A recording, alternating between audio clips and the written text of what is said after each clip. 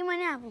હા બેટા, હું પણ તને વચન આપું છું કે સઘળું જ્ઞાન આપવાનો પ્રયત્ન કરીશ અને આશીર્વાદ આપું છું કે એક સમય આવશે જ્યારે તારી ધર્મની વાતોથી લોકો પ્રભાવિત થશે. ચાલો.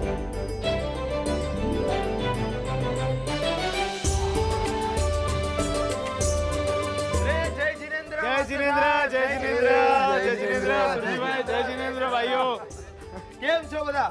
મજામાં. હવે સાંભળો, આપણા રાધનપુર ગામમાં કચ્છ વાગડ દેશમાં આપણા ઉદ્ધારક આચાર્ય શ્રી કનકસુરી દાદા પધાર્યા છે અને એમના વંદન કરવા માટે આપણા ગામમાંથી મોટી સંખ્યામાં જવાનું છે. અને હા, બીજી વાત, ત્યાં આવવા જવાનો ખર્ચો પણ ખૂબ મામૂલી છે. વાહ. બોલો. સાચું કહું ને દોસ્તો, તાંબુ આપીને હીરા કરતા પણ મહામૂલ્ય લાભો મળવાના છે.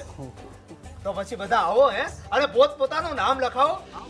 હા, લખાવો. એક કામ કરીએ, આપણે પહેલું નામ આપણા શાંતિલાલ માસ્ટર નું લખીએ. હા, લખો. હા હા ભાઈ, હાલો, મારું નામ તો લખ્યું, આગળ બોલો. હા, બોલો, આગળ કોણ બોલશે? મારું નામ લખજો ને મારે ત્યાંથી 4 જણ આવશે. ઓ, 4 જણા. વાહ. અનુમોદના. રામજીભાઈ, નિસરભાઈ, એમના 4 ભાઈઓને ખૂબ ખૂબ અનુમોદના. વાહ ભાઈ વાહ. બોલો, આગળ બોલો ભાઈઓ. લખો, ગુણવંત ગયેલા 7 જણા. હા, ગુણવંતભાઈ, વાહ. રંગ રાખ્યો. રંગ રાખજો, પણ તમે તો રંગ રાખજો. વાહ. આગળ બોલો ભાઈ. મેઘજી વાલજી 4. વાહ, મેઘજીભાઈ, વાહ, વાહ, વાહ. હા, આગળ. ચલો. રામજી બેટા 11 જણા. વાહ, રામજીભાઈ, વાહ. વાહ. અરે ગોકળ, તું પણ આવ્યો છે. આવ દીકરા, આવ, બેસ. આવ. આવ બેટા, બેસ બેટા. તારા જેવા છોકરાએ તો ખાસ આવવું જોઈએ. બોલ, તારા ઘરમાંથી કોણ કોણ આવશે? કોઈ નહીં કાકા. હા? પણ કેમ? અરે સુરજીભાઈ, એના બાપા એટલે ખેતર ને ખોડું, બસ બે જ વાતમાં રસ. હવે એના ઘરમાં દીકરાને જેટલો ધર્મ કર્મમાં રસ છે ને એટલો તો આખા ઘરમાં કોઈને નથી. અને ભાઈ, એકવાર તો એના દાદાએ ધર્મની પાઠશાળા મૂકવા સામે બી જબરો વિરોધ કરાવેલો હતો. હા, અમે જોયું છે. આ બિચારો બાળક એના પરિવારજનોથી લપાઈ છપાઈને ગુરુદેવના વ્યાખ્યાનો સાંભળવા આવે છે. અરે પણ આ આટલો બધો ધાર્મિક છે તો પછી રાધનપુરના કાર્યક્રમમાં આવવાની ના શું કામ પાડે છે? અરે સુરજીભાઈ, ગોકળ ધર્મની ના પાડે. ભાઈઓ, એના ઘરમાંથી કોઈ દેરાસરમાં પૂજા કરવા નથી જતું અને આ છોકરો કોઈને કીધા વગર ચોરી છુપે પૂજા કરવા જતો રહે છે. આજે થોડા સમયમાં ગોકળમાં પરિવર્તન આવ્યું છે ને, બહુ માન થઈ ગયું છે દીકરા તરફ મને. બેટા ગોકળ, તું ચૂપ કેમ છે? કઈ બોલતો કેમ નથી? અરે આ શું? આના પગમાંથી તો લોહી નીકળે છે. લાગે છે કોઈ મોટો કીડો ચોંટ્યો છે. અરે આ જીમોલ છે, જીમોલ. આના ડંકની તો બહુ બળતરા થાય. એ ગોકળ, આ બેય ઉર્યો ખેંચ આને. એ બાપા, આ જીવડાએ કેવો અંકુડો ભર્યો છે.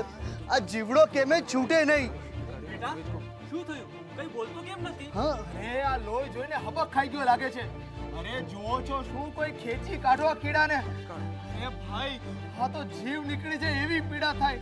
અને આ તો હજુ નાનો છોકરો છે, કેમની આટલી પીડા સહન કરી શકે? અરે લાવ, હું જ કીડાને ખેંચી લઉં. ના, રહેવા દો કાકા. એને ખેંચવા જશો તો એ અંકોનો છોડશે નહીં. એનું માથું તૂટી જશે. એ નાનકડો જીવ મરી જશે. અરે બેટા, પણ હવે તને છોડશે નહીં, તને બહુ પીડા થશે બેટા. માસ્ટર સાહેબ, તમે જ શીખવાડ્યું હતું ને કે દરેક જીવને વેદના થાય છે જેટલી આપણને થાય છે.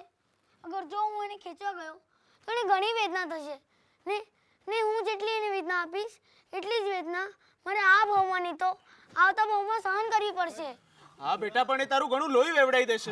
ભલે આપણા મૈત્રાજ મુનિએ પોતાનો જીવ આપીને પક્ષીઓનો જીવ બચાવેલો, તો હું મારું થોડું શું લોહી ના વાવી શકું? પણ ના, હું જીવ હિંસા તો નહીં જ કરું. અરે આ જુઓ, કીડાએ પગને છોડી દીધો. ઓહો, કમાલની સહન શક્તિ છે હો પણ આ છોકરામાં. અને દીકરા, તારી આપણા જૈન ધર્મ પ્રત્યેની આટલી અડગ શ્રદ્ધા જોઈને તો હું દંગ રહી ગયો. શાબાશ ગોકળ, શાબાશ. કાકા, એ તો મારા નસીબ સારા હતા કે મારા બાપુ પાસે મને બોર્ડિંગ મોકલવાના પૈસા નહોતા. નહીંતર હું પણ ગયો હોત મારા મિત્રો જોડે બોર્ડિંગમાં ભણવા. અને પાઠશાળામાં જે મને મળ્યું એ બધાથી હું વંચિત રહી ગયો હોત. મને ગુરુ રૂપે આવા સાહેબ મળ્યા. અને જ્યારથી મેં સાધુ ભગવંતોના પ્રવચન સાંભળવાના શરૂ કર્યા છે ત્યારથી જ હું ધર્મ મૂળથી બદલાઈ ગયો છું.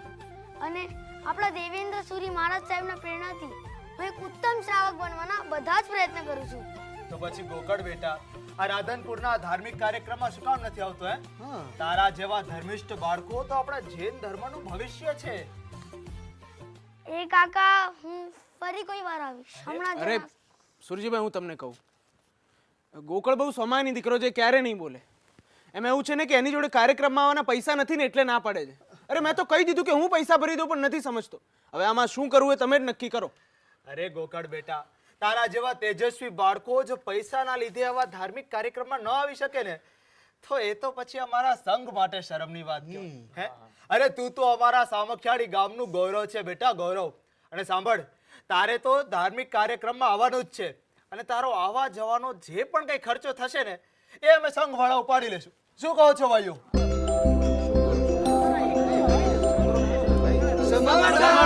સમર્થન. જોયું ત્યારે?